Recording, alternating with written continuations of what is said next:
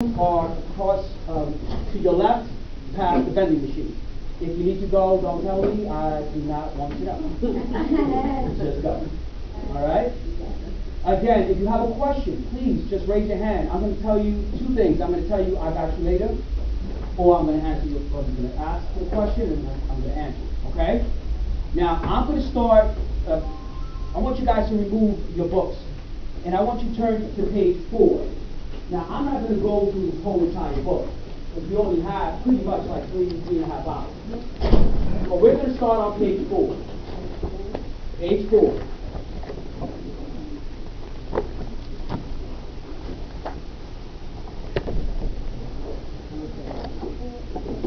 Now who's, I know before I said who's brand new, but I need to kind of confirm, because I know 2 or 3 other people came in. So who's brand new? There's still 3 people. One, yourself, and the young lady in the back. All right, 3 people.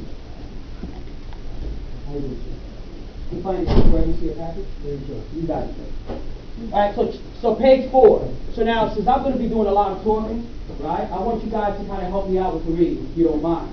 Page 4 talks about disability awareness. ADA, Americans with Disability Act. Now, at the top, where it says, never assume, can someone please read that out loud? Never assume that a voter requires assistance, even though they appear to have different abilities than the average person. If you think a voter needs special assistance, ask specific questions about how you can be helpful and listen to and respect the voter's answers. Yeah, continue.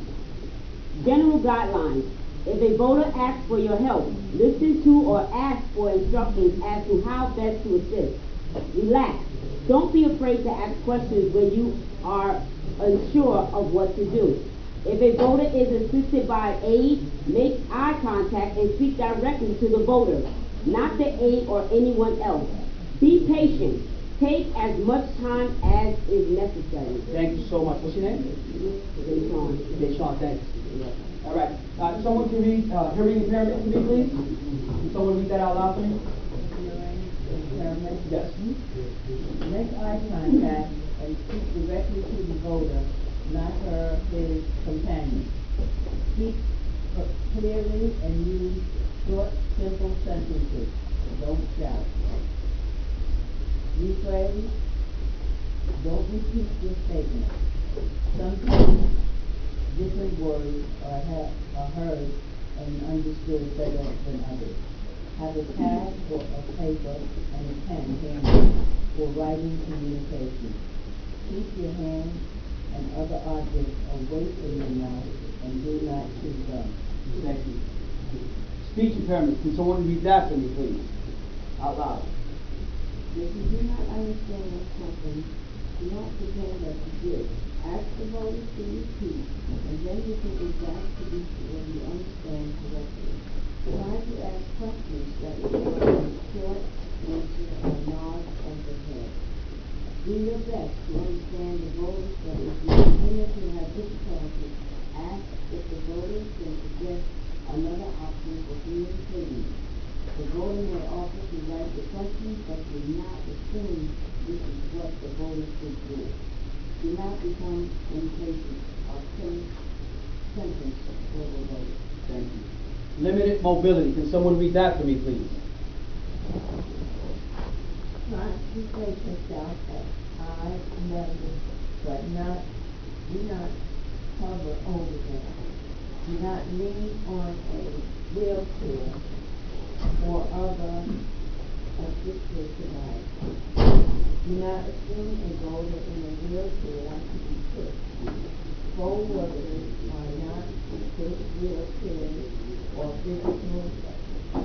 physically help vote. Keep the poll sign free of clutter or barriers in the path of voters. Cognitive. Somebody read cognitive for me, please. Consequences of perception, memory judgment or listening, inflation, flexible, and supportive. Take time to understand the voters and make sure that the voter understands it. Do not try to change the voter's sentence. Try to limit distraction and shifting into things one tap at a time. Open up systems. Meetings forms for understanding, writing decisions, and provide extra time for decision making. Turn to page 5, please.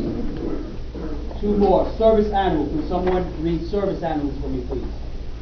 Many people use service animals for reasons that may not be visible or apparent. Dogs are permitted to serve as service animals in New York State. Service animals are not required to wear identification, such as a vest or bandana. If a voter says an animal is a service animal, it is permitted into the polling place. Do not touch or interact with any service animal. Thank you. And last one, visual impairment. Can someone read that out loud for me? Vision impairment. Identify yourself to the voter, your name, role, and how you can assist the voter. Verbally, you're doing to help. I am locating your name on the voters list. Let the voters locate you by the sound of your voice. Do not touch the voters. Offer all instruction and assistance verbally unless the voter requires physical assistance. Tell the voter of any obstacle in his or her path. The voter booths are located 10 feet to your right, and you have to take my arm to walk to the voter's area. Notice the voter if you're leaving her or him alone. Thank you. Does anyone have any questions on any of the disabilities that we just read? Anyone have? Are we clear on the general guidelines? Can I move on? Yes. Okay. Turn to page 7.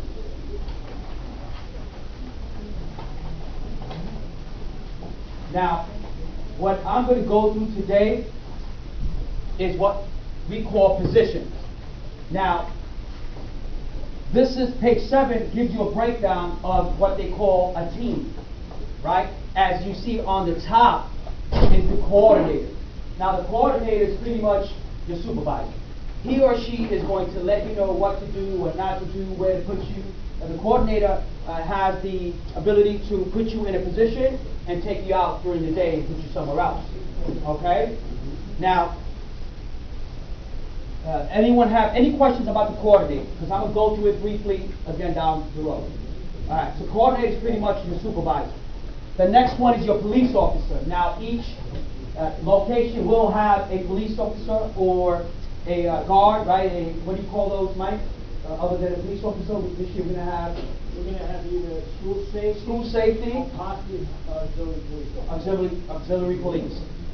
All right. So now, to say that, if you have any issues whatsoever with any voter, I say to you, do not try to take care of that situation.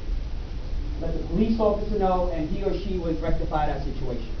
Simple as that. The police officer is there for law and order. That's their job. That's why we hire them.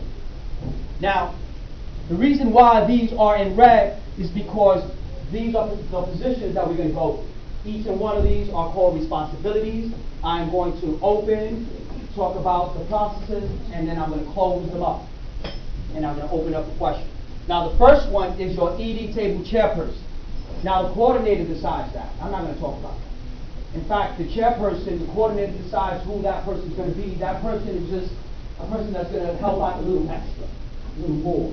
And the coordinator will determine that. Okay? I'm going to go straight to the ED table inspector. 2 people, bipartisan. Their responsibility is to open up that table, lay all the materials out before 6, and when 6 o'clock hits, those 2 bipartisan are there to start taking care of the flow of your site. Whoever comes to your table, you have to take care of each voter, one at a time. Right. I'm going to open this. I'm going to show you what the materials, you get the materials from, how it's laid out on your table, and so on. Responsibility. 2 people. Next, scanner inspectors. 2 people, also bipartisan. Scanners look like this.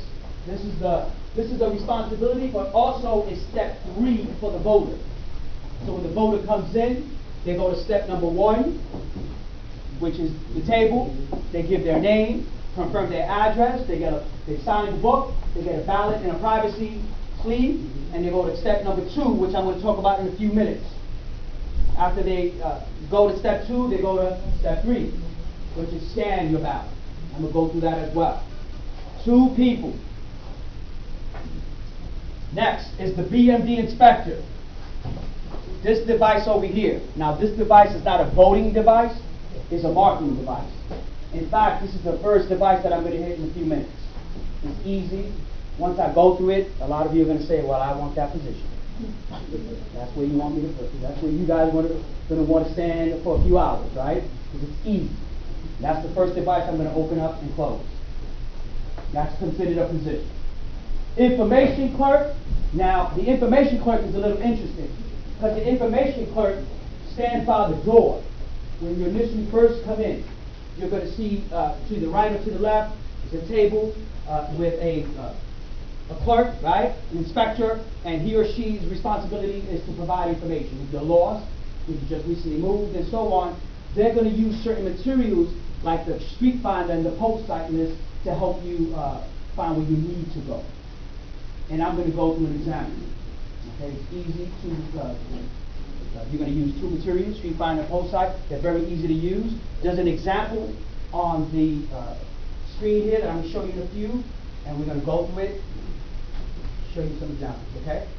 Now the information clerk, the reason why I have to show you how to use that street finder post site list is because if the voter bypasses that table and it comes to your table at the EDAB and they're confused, they're lost, you don't want to just brush them off.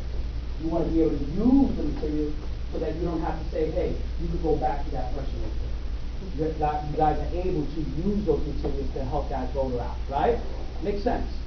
Okay, so that's the reason why we have to show you how to use those materials. Any questions so far? Okay, the accessibility clerk, they used to be called the door clerk. They just changed their name. They didn't get a raise though. They just changed their name. Right?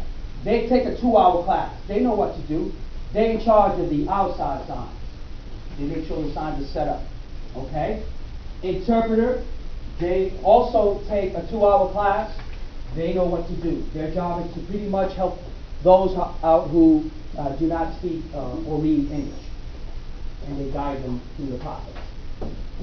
AD monitors, they work for the Board of Election. They have a packet and they have different districts to go to, different poll sites.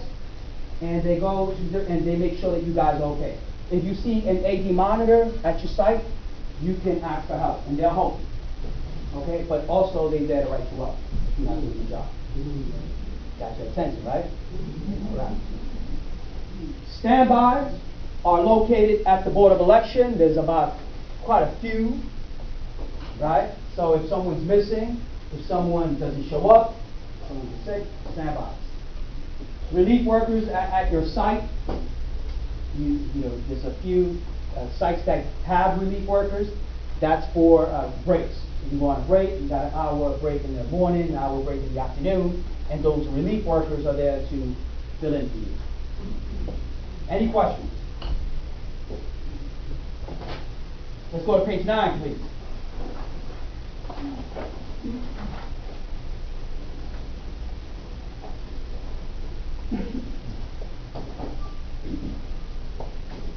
Page 9 talks about the poll watcher. Now, the poll watcher does not work for the Board of Election. The poll watcher works for the candidate.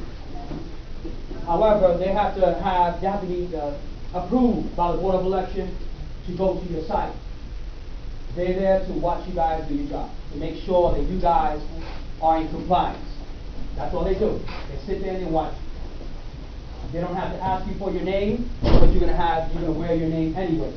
So if you're not doing your job or breaking or not following compliance, they're going to write you up.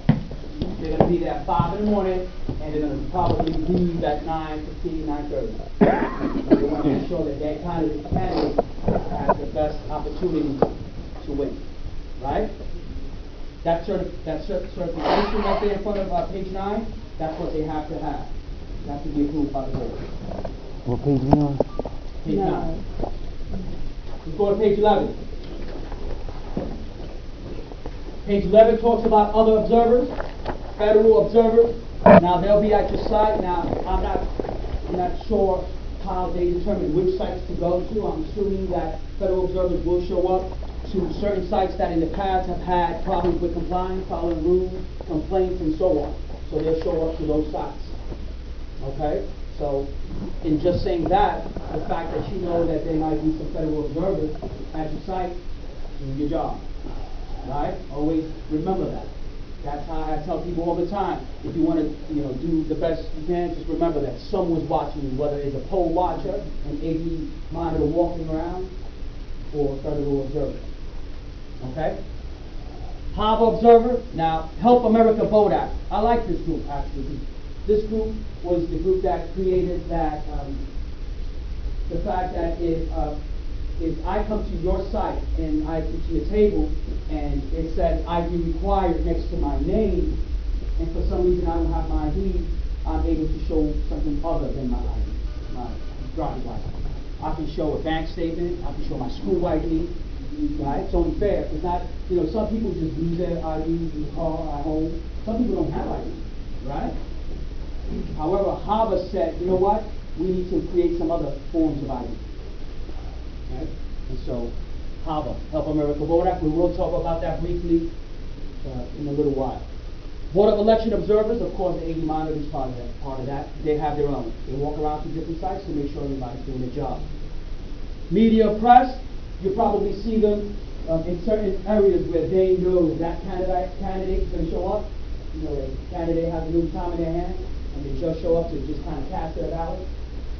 However, the media or the press have to be approved. They got to get a certificate from the Board of Election that they're allowed to walk into the site. Okay? Any questions on the observers? Good. Let's go to page 15, please. Moving along.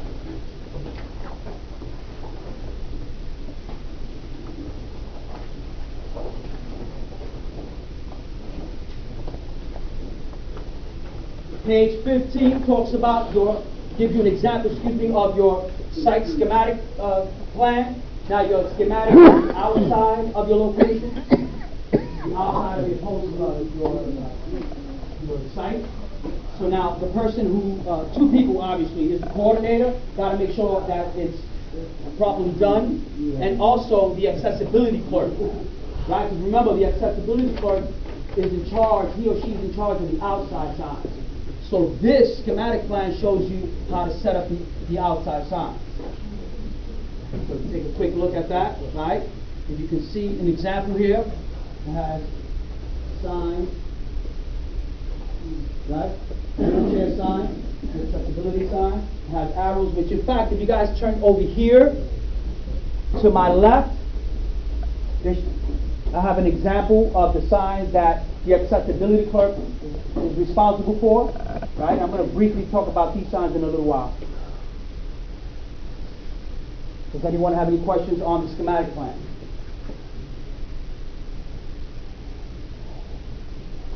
Page 17.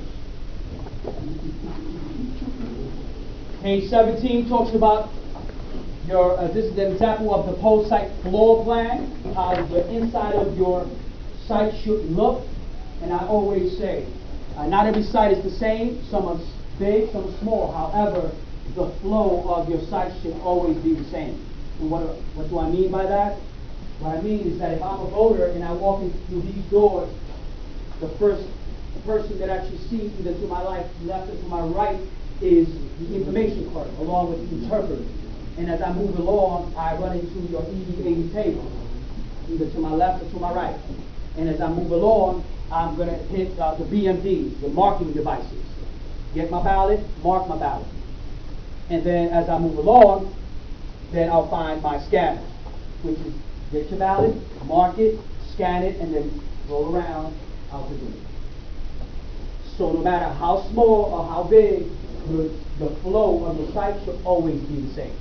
And this floor plan will give you that setup. Walk in, information interpreter, ED table, marking devices, scanners, out the door. Now, the floor plan this year, they're going to have them on top of each supply cart, like so. so that way we can be reminded of how to set up our equipment. For each site, each supply card will have a copy of the floor plan.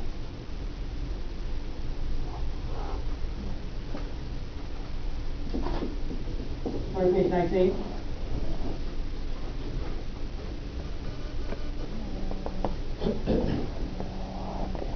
Page 19, I need to go over the sign. Accessibility locator sign.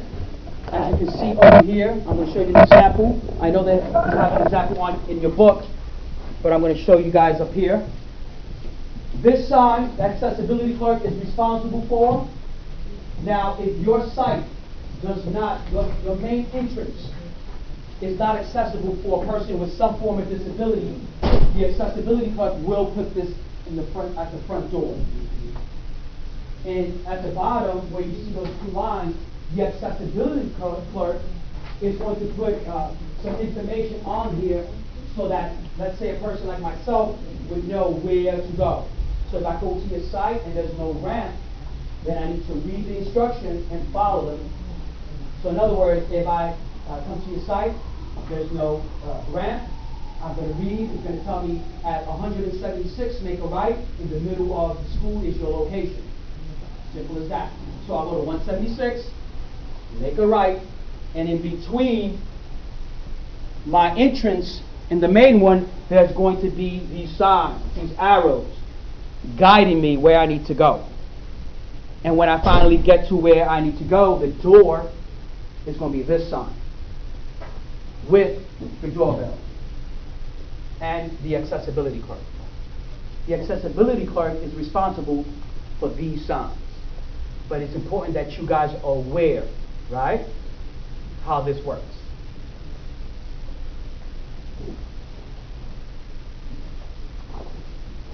Any questions?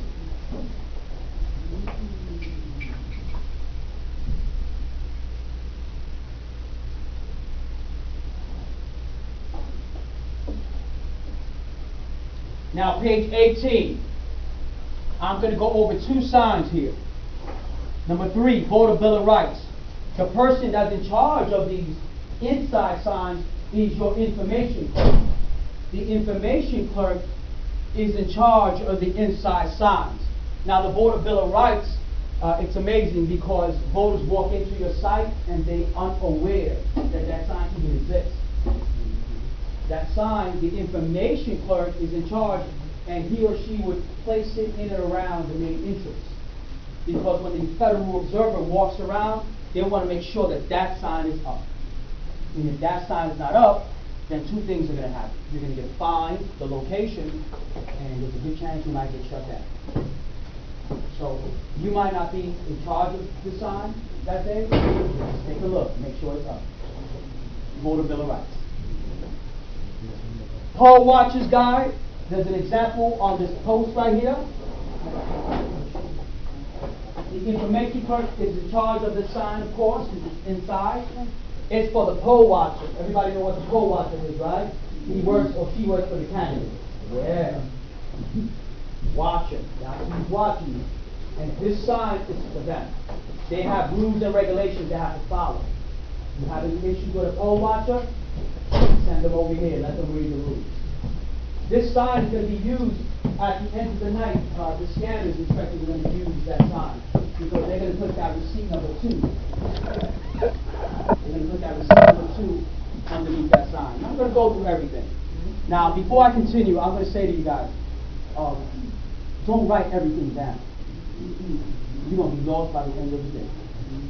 I'm going to tell you when to vote me. You're just writing what you have in your book because I memorized the book. I'm just sharing it with you. Don't write everything down. You're wasting your ink. All right, guys? Please stay focused here. Let's go to page 21.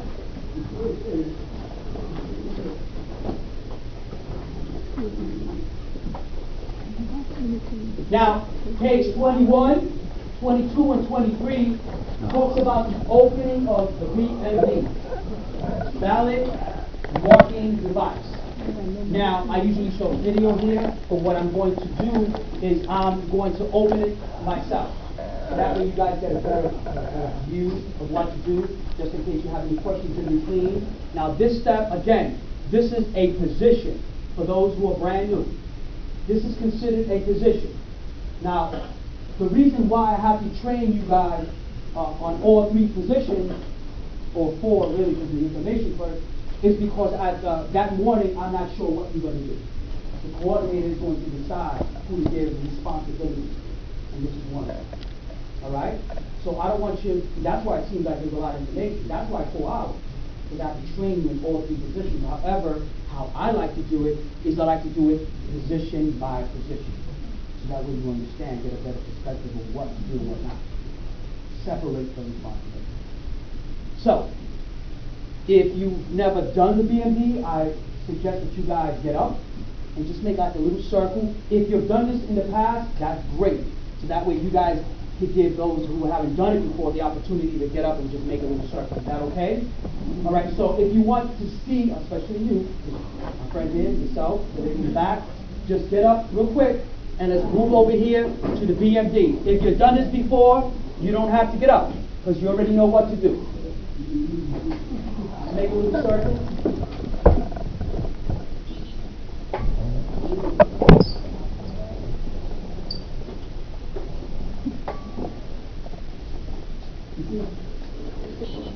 Now,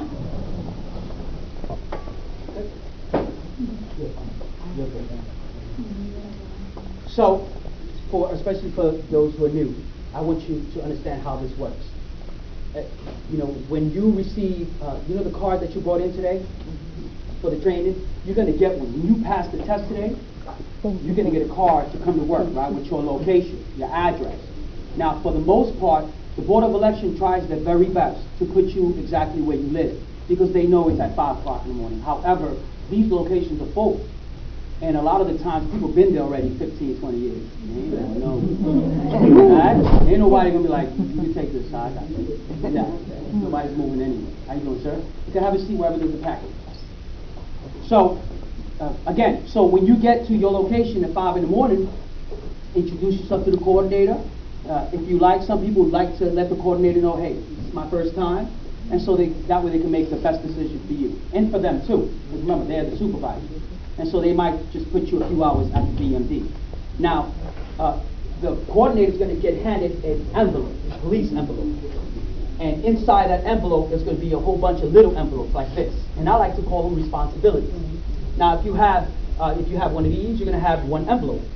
If you have 3 tables, you're going to have 3 envelopes. You see that, how that works? So the coordinator is going to decide who to give these responsibilities. So now for today, and just for now, we're going to make believe that we're BMD inspectors. And this is our job. And it's 5 o'clock in the morning. Is that fair? Okay. So now, in front of your envelope is going to tell you what you should have inside in the envelope, which is good. We don't have to try to guess or look in the book to see what's in the envelope. It tells you in the front. Now remember, you're working with your partner, bipartisan. In fact, you're going to be my bipartisan. Okay? Now, I like to throw everything on my BMD. Now, again, this is called a ballot marking device. Does it count votes? No. Absolutely not. It just marks your ballot. That's right. I got my 2 reds. I have to confirm. I got my seals report. Now, the seals report, my bipartisan is going to hold it. Now, the seals report is pretty much the numbers, the seals and the numbers of your BMD, outside and the inside. So I like to always confirm my red with my bipartisan. She's going to look for them, confirm, and put her initials, right? And we're going to put them back in here, right? You just confirm, Good. Got my keys. What does that say? 2 reds? 2 reds, right. Okay. Got my keys, that's good. You're going to have an emergency number. Now, don't use the emergency number. Let the coordinator know, and the coordinator will tell you, he or she will tell you what to do. Fair enough? Yes. My bipartisan has my seals. Now, this is the BMD card. The BMD is inside, okay? Now, this is the back of the BMD card. This is exactly how it should show the day of the election. So when you set up your device, this is exactly how it should show. Just like that. is open. The back of the B&B faces the public. The front faces 5 feet from the wall. How many feet from the wall? 5. That's right.